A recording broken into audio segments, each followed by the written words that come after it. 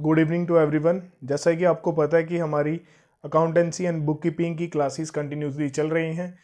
3 lectures मैंने already upload कर दिए हुए हैं चैनल में। जिसने अभी तक चैनल पे एक भी वीडियोस नहीं देखी है वो सबसे पहले पुरानी वीडियोस देख लो, क्योंकि आप लेक्चर सीरियल वाइज अगर पढ़ोगे तो आपको ज़्यादा बेनिफिट मिलेगा। क्योंकि मैंने इंट्रोडक्शन टू अकाउंटिंग अच्छे तरीके से समझा दी है। उससे पहले मैंने सिलेबस डिस्कस किया था। जिन्होंने मेरी वीडियोस कंटिन्यूसली देख रहे हैं उनको पता चल रहा होगा कि मैं कोई भी चीज़ छोड़ नहीं रहा हूँ, मैं हर एक चीज़ क्लियर करके जा रहा हूँ। क्योंकि जो छोटे छोटे कंसेप्ट होंगे वो आपको पहले सीखने हैं, देन हम आगे आगे सिलेबस जैसे होता जाएगा कंप्लीट वैसे करते जाएंगे। बहुत सारे मुझे कमेंट्स आ रहे हैं कि सर कितने दिन में आप कंप्लीट करवा दोगे, तो मैं मैक्सिमम कोशिश करूँगा कि 45 डेज़ में मैं कंप्लीट करवा दूँ।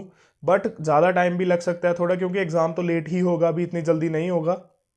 हमें हर एक चीज़ कंप्लीट करनी है, हमें उस पर फोकस करना है, हमें इस पे फोकस नहीं करना है कि सिलेबस जल्दी ख़त्म हो जाए। जल्दी ख़त्म होने से क्या होगा कि मैं जल्दी जल्दी कंप्लीट कराऊंगा, आपको कंसेप्ट क्लैरिटी नहीं होगी तो आपका ही नुकसान होगा। इसलिए मैं आराम से पढ़ाऊंगा, क्योंकि जो इंट्रोडक्शन की क्लासेस होती हैं उसमें हमें ज़्यादा फोकस करना होता है। क्योंकि जब आप गो थ्रू हो जाओगे बेसिकल टर्मिनोलॉजी से, कंसेप्ट से, कन्वेंशन से, अकाउंट्स क्या है, अकाउंटिंग क्या है, बुक कीपिंग क्या है, तो आपको ऑटोमेटिकली वो चीज़ आते जाएगी आपके माइंड में जब आप कोई भी चीज़ पढ़ोगे। तो आज का हमारा टॉपिक रहने वाला है that is a basic accounting terms. कि हमारे पास जब भी आपको अकाउंट्स पढ़ना है ना, तो आपको बेसिक टर्म की नॉलेज होना बड़ी ज़्यादा ज़रूरी है। क्योंकि मैं अभी पिछले वाली क्लास में मैं आपको एक्सटर्नल इंटरनल यूज़र पढ़ा रहा था, तो मैंने क्रेडिटर बोला, सप्लायर बोला, पोटेंशियल इन्वेस्टर्स बोला, तो आपको कन्फ्यूज़न हो रही होगी कि सर ये क्या है, मुझे समझ नहीं आ रहा है। तो उसको मैं आज इस टर्मिनोलॉजी से आपको क्लियर करने वाला हूँ। सारी की सारी तो ख़त्म नहीं हो पाएंगी, टर्मिनोलॉजी बहुत बड़ी है, ये हमारे 2-3 लेक्चर्स में कंप्लीट करवा दूंगा। तो आज हम बेसिकली स्टार्ट करते हैं। डैट इज़ द फर्स्ट जो हमारी बेसिक अकाउंटिंग टर्म है, डैट इज़ द एंटिटी। अभी एंटिटी क्या होता है? एक इकोनॉमिक यूनिट विच में भी बिजनेस और नॉट बिजनेस एंटिटी। बोलता है कि एंटिटी का मतलब होता है कि एक ऐसी बिजनेस यूनिट जो परफॉर्म करेगी इकोनॉमिक एक्टिविटी।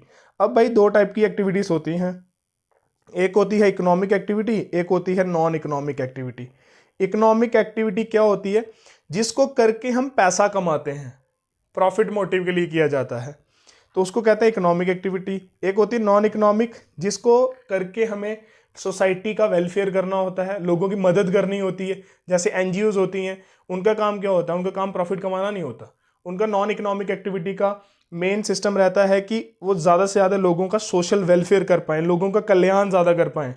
तो एंटिटी क्या होती है? एक ऐसी यूनिट, वो इकोनॉमिक एक्टिविटी भी हो सकती है, नॉन इकोनॉमिक भी हो सकती है। मैं आपको एग्जांपल देता हूँ। जैसे रिलायंस इंडस्ट्री है हमारे पास, जैसे बजाज ऑटो है, मारुति सुजुकी है, टिस्को है, ये सारे के सारे क्या है? हमारे एंटिटीज़ हैं। ये क्या करते हैं? कोई भी एक्टिविटी करेंगे, जैसे गाड़ी सेल कर रहा है, कोई कोई प्रोडक्ट सेल कर रहा है अलग अलग टाइप के, तो किसके लिए कर रहे हैं? ये पैसा कमाने के लिए कर रहे हैं ना। ऐसा तो है नहीं कोई फ्री में कर रहा है, दान कर रहा है, ऐसा तो है नहीं। पहली टाइप की आ गई इकोनॉमिक यूनिट्स। दूसरी की नॉन इकोनॉमिक यूनिट में आपको मैं एग्जांपल देता हूँ। जैसे कि हमारे पास रोटरी क्लब्स होते हैं, आपने सुना होगा, ये म्यूनसिपैलिटीज़ में होते हैं, रोटरी क्लब बनाए होते हैं। उसके बाद चैरिटेबल हॉस्पिटल्स होते हैं, जैसे अंबानी जी ने हॉस्पिटल बनाए हुए हैं कुछ अपने, जो जहाँ पे कैंसर का इलाज होता है with minimum to minimum cost. वो सोसाइटी के लिए, वेलफेयर के लिए, वो भी क्या एक एंटिटी। वो कौन सी चीज़ परफॉर्म कर रही है? नॉन बिजनेस एंटिटीज़ हैं, वो नॉन इकोनॉमिक एक्टिविटीज़ परफॉर्म कर रही हैं, जिसपे उनका मोटिव ज़्यादा से ज़्यादा पैसा कमाना नहीं है। आई थिंक आपको ये अच्छे से क्लियर हो गई होगी। नेक्स्ट आती है हमारी बिजनेस ट्रांजैक्शन। ये आपको मैंने प्रोसेस में भी समझाया था, आज फिर से समझा देता हूँ। बिजनेस ट्रांजैक्शन वो फाइनेंशियल ट्रांजैक्शंस होती हैं जो 2 पार्टीज के बीच में होती हैं। अब 2 पार्टीज का मतलब क्या हुआ? जैसे ये एक पर्सन है, ठीक है, एक बिजनेसमैन है, ये जाएगा इनके पास कि सर मुझे एक आईफोन चाहिए। तो इन्होंने आईफोन कस्टमर ने खरीद के कहाँ से लाया? बिजनेस से। ये बिजनेस है। जब इनसे खरीद के लाया, इन्होंने इनको तो आईफोन दे दिया, तो इस कस्टमर ने इनको क्या दिया? बिजनेस को मनी दी, कॉमन मीडियम ऑफ एक्सचेंज। तो इन दोनों में जो हुआ that is called as a transaction. 2 parties के बीच में कुछ भी एक्सचेंज होता है, जो एक टाइप से एक मॉनेटरी एक्सचेंज होता है, एंड सेकेंड टाइप से वो प्रोडक्ट दिया जाता है, that is called as a business transaction. मैं आपको एग्जांपल भी देता हूं। Amrit sold goods of 10,000 to Pawan. Amrit ने 10,000 के गुड्स पवन को सेल किए। तो जो अमृत ने गुड्स सेल किए पवन को, ये क्या हुई? Business transaction, that is related to our business.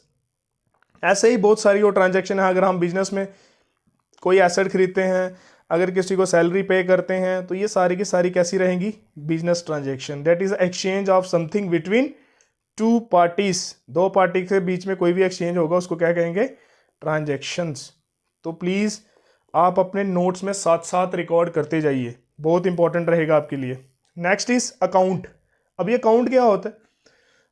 Account होता है a record of transaction under the head. एक ऐसा हेड जहां पे आप ट्रांजैक्शन रिकॉर्ड, जैसे हमारे बैंक का एक अकाउंट होता है, सबने देखा होगा। जैसे मैं बोलता हूं मिस्टर राम, तो ये जितने बार पैसा निकालेगा, जितने पास डिपॉजिट होगा, तो इसको अंडर वन हेड के रिकॉर्ड किया जाएगा। क्यों किया जाएगा? अगर हम इसको वन हेड के अंदर रिकॉर्ड करेंगे तो हमें पता चल जाएगा एग्जैक्ट इसने कितनी ट्रांजैक्शनें की हैं, कितने बार पैसा निकाला है, कितना इसने डिपॉजिट किया है, इसका इंटरेस्ट कितना बनता है। ये हम आराम से कर पाएंगे जब हमने इसका अलग से अकाउंट प्रिपेयर किया होगा। अगर इसको अलग से अकाउंट प्रिपेयर नहीं किया होगा तो हमें टेंशन बन जाएगी, भाई इसको कितने पैसे देने हैं। तो एक बैंकर क्या करेगा? तब क्योस में हो जाएगा, कंफ्यूजन में हो जाएगा कि हमने इसके रिकॉर्ड तो मेंटेन किए नहीं, तो हम इसको कहाँ से, कितने पैसे जब ये डिमांड करेगा इसको दे पाएंगे। That is called as account. ठीक है, ये वर्ड ज़्यादा यूज होते हैं बिजनेस में, तो आप ध्यान से थोड़ा सा पढ़िए। अभी अगला होता है 4 इज अ कैपिटल। कैपिटल होता है द क्लेम ऑफ ओनर और proprietor in the business. Claim का मतलब क्या है? कि जो एक बिजनेसमैन है, for example Shyamlal start business, Shyamlal ji business start कर रहे हैं, हमने बोला ठीक है जी श्यामलाल जी बिजनेस स्टार्ट कीजिए। श्यामलाल जी ने बिजनेस स्टार्ट किया और उसमें कैपिटल इन्वेस्ट की 10 लाख रुपए। तो प्रोप्राइटर कहता है ये मेरा क्लेम बनता है, भाई ये मेरा पैसा है, ठीक है, ये ऑनर का पैसा है, इसको क्लेम करेगा कौन? ऑनर ही करेगा। क्योंकि जब बिजनेस में फर्स्ट टाइम कोई भी पैसा इन्वेस्ट किया जाता है, श्यामलाल बिजनेस करने के लिए रेडी थे, हाँ जी मैं करूंगा, तो करेंगे कैसे? सबसे पहले पैसा तो चाहिए ना बिजनेस में। अगर कोई भी हमने एसेट खरीदनी है, फर्नीचर खरीदना है, दुकान को किराए पे लेना है, फर्नीचर खरीदना है, एसेट्स खरीदनी है, बाइक खरीदनी है, सैलरी पे करनी है, तो आपको भाई सबसे पहले क्या चाहिए होगा? कैपिटल। तो जो कैपिटल लगाएगा बिजनेस में वो कौन होगा? प्रोप्राइटर। ठीक है, तो आपको समझ आ गया होगा कि अभी कैपिटल का मतलब क्या होता है। देखो कभी कभार क्या होता है, जो कंपनी होती है वो कंट्रीब्यूट करती है capital from the many persons. देखो क्या करती है, अपने शेयर बेच देती है मार्केट में कि पैसा इकट्ठा करने के लिए, उसके पास इतना पैसा खुद नहीं होता। जब वो पैसा इकट्ठा करने के लिए लोगों से पैसा लेती हैं, उन सबको क्या बोला जाता है? Share holders. ठीक है, समझ आया? अगर नहीं आया तो कमेंट बॉक्स आपके पास है, तो आप आराम से मुझे कमेंट्स कर सकते हो, मैं साथ साथ में आपको क्लियर करते जाऊंगा। Another one is drawing. Drawing का मतलब क्या होता है? द अमाउंट गुड्स और assets taken by the proprietor for their personal. तो आपने जैसे सुना कि ड्राइंग क्या होता है, कि अगर कोई भी जो प्रोप्राइटर होता है वो बिजनेस से कुछ भी अगर निकालता है, बिजनेस से कुछ भी निकालने का मतलब जैसे कि वो बिजनेस से गुड्स ले जाता है आपने पर्सनल यूज़ के लिए, चाहे वो एसेट्स ले जाता है किसी पर्सनल यूज़ के लिए, चाहे वो कैश विड्रॉल कर लेता है, ठीक है, पर्सनल यूज़ के लिए, गुड्स लेके गया, ठीक है, पर्सनल यूज़ के लिए, एसेट लेके जा सकता है, कैश लेके जा सकता है, उन सबको हम ड्राइंग बोलेंगे। इन द बिजनेस लैंग्वेज इसको क्या बोलेंगे? ड्राइंग। जैसे हमारे पास किसका बिजनेस था? मोबाइल का बिजनेस था, ठीक है, हमारे पास मोबाइल का बिजनेस है। जैसे उस बिजनेसमैन की जो वाइफ है वो फ़ोन लेके चले जाती है बिजनेस से, तो वो सेल नहीं हुई, उसको हम सेल नहीं बोलेंगे क्योंकि उसने पैसे नहीं दिए ना, वो पर्सनल यूज़ के लिए लेके चले गए प्रोडक्ट, उसको हम ड्राइंग कहेंगे क्योंकि ये सेल में नहीं माना जाता। ये बात ध्यान से सुन लीजिए, उसको हम सेल नहीं कंसिडर आउट करेंगे। इसलिए नहीं करेंगे क्योंकि वो एक पार्ट ऑफ सेल रेवेन्यू नहीं है, कि बेचने के बाद हमें रेवेन्यू नहीं आ रहा उसमें।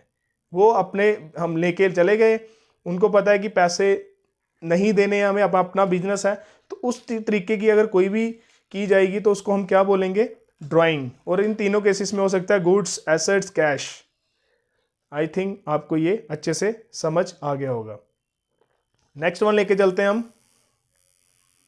ये अभी जो 6 वाला पॉइंट है हमारा वो रहेगा रिसिप्ट्स। रिसिप्ट्स का मतलब क्या होता है? Amount received from the sale of goods और सर्विसेज। आपको जब कोई चीज वसूली होती है उसको बोलते हैं रिसिप्ट। अभी हम रिसिप्ट भी 2 टाइप की होती है हमारे पास, एक होती है रेवेन्यू रिसिप्ट, एक होती है कैपिटल रिसिप्ट। रेवेन्यू रिसिप्ट क्या होती है? वो रिसीव जो कंटिन्यूसली नेचर में हो, जो रेकरिंग नेचर में हो, जो बार बार मिले। जैसे हम सेल करते हैं गुड्स को तो हमें बार बार पैसा मिलता है, इंटरेस्ट रिसीव्ड होता है हमें बार बार, इसको सबको कहेंगे रेवेन्यू रिसिप्ट। एक होती है कैपिटल रिसिप्ट। कैपिटल रिसिप्ट वो रिसिप्ट होती है जो रेकरिंग नेचर में नहीं होगी, वो कभी कभी हमें रिसीव्ड होगी। जैसे capital contributed by owner, owner ने कैपिटल कंट्रीब्यूट किया। Received from the sale of fix assets, fix asset हम रोज रोज नहीं बेचते, ये कभी कभार बेचते हैं, तो ये सारी की सारी रिसिप्ट कैसी रहेंगी? Capital receipt. ठीक है, आज की क्लास हम इधर ही वाइंड अप करते हैं। कल की क्लास में मैं आपको पूरे के पूरी जितने भी बेसिक अकाउंटिंग टर्म्स हैं वो अच्छे से समझा दूंगा। तो आप कल से मैं क्या करूंगा, वीडियो भी मॉर्निंग में डालूंगा, क्योंकि बहुत सारे बच्चों ने मुझे बोला है कि सर वीडियो शाम को आती है तो हमें हमारा क्लास ड्यूरेशन मॉर्निंग का रहता है, शिफ्ट स्टडी की मॉर्निंग में रहती है, तो आप मॉर्निंग में वीडियोस अपलोड कीजिए। तो कल से मैं जो वीडियोस अपलोड करूंगा वो मॉर्निंग सेशन में करूंगा, और मैं कल की क्लास में सेकंड वाला टॉपिक बेसिक अकाउंटिंग टर्म्स वो कंप्लीट करवा दूंगा। तो जिसने अभी तक चैनल सब्सक्राइब नहीं किया प्लीज़ सब्सक्राइब कीजिए और वीडियोस को ज़्यादा से ज़्यादा शेयर कीजिए। जिन्होंने भी अकाउंट सेशन की प्रिपरेशन करनी है उनको हेल्प आउट हो सकता है। तब तक के लिए बाय, और नेक्स्ट वीडियो मैं अब मॉर्निंग सेशन में डालूंगा, तो आप यूट्यूब चैनल देखते रहिए।